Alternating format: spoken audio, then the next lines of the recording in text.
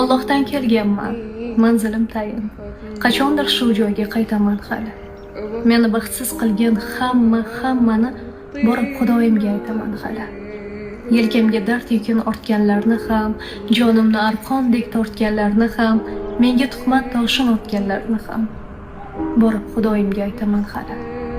Qochmoqqa yo'l topsa qochsin bemalol, sochmoqqa pul topsa sochsin bemalol, menga g'am eshigin ochsin bemalol borib Xudoyimga aytaman hali.